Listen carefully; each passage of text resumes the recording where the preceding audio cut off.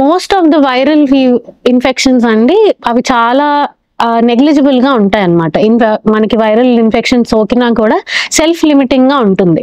అంటే దానికి మనం ప్రత్యేకమైన ట్రీట్మెంట్ కానీ లేదంటే ప్రత్యేకంగా వెళ్ళి చూపించుకోవాల్సిందో లేదా టెస్ట్ చేయించుకోవాల్సిందో అలా ఉండదు. కానీ కొన్ని వైరల్ ఇన్ఫెక్షన్స్ లైక్ మనకి డెంగ్యూ కానీ లేదా కరోనా కానీ ఇలాంటి ఇన్ఫెక్షన్స్లో ఏంటంటే కాంప్లికేషన్స్ వచ్చే ఛాన్సెస్ ఉంటాయి.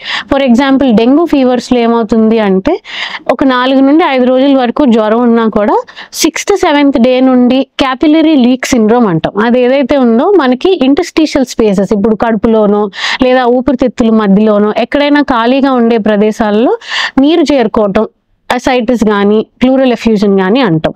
అలా నీరు చేరడం కానీ లేదా కొన్ని సార్లు ఏమవుతుందంటే డెంగ్యూ ఫీవర్స్లో ప్లేట్లెట్స్ అనేవి తగ్గిపోతూ ఉంటాయి. ప్లేట్లెట్స్ ఎయిదర్ తగ్గిపోవడం అనేది మన ప్రొడక్షన్ ఆఫ్ ప్లేట్లెట్స్ తగ్గుతుంది, అలాగే ప్లేట్లెట్స్ తొందరగా డిస్ట్రాయ్ అయిపోతూ ఉంటాయి ఈ వైరల్ ఇన్ఫెక్షన్స్ వల్ల. ఇవి కొన్ని కాంప్లికేషన్స్ అన్నమాట డెంగ్యూ ఫీవర్స్లో. ఆర్ ఇన్ కేస్ ఆఫ్ మనం ఈ వైరల్ న్యూమోనియాస్లో చూసుకుంటే ఆక్సిజన్ శాతం తగ్గిపోవటం, మనకి ఆక్సిజన్ సప్లిమెంటేషన్ అవసరం పడడం లేదా లంగ్స్ అవి బాగా డ్యామేజ్ అయిపోయి వెంటిలేటర్ అది అవసరం పడడం, అలాంటివన్నీ మనం వైరల్ ఇన్ఫెక్షన్స్లో వచ్చే కాంప్లికేషన్స్గా చెప్పుకోవచ్చు.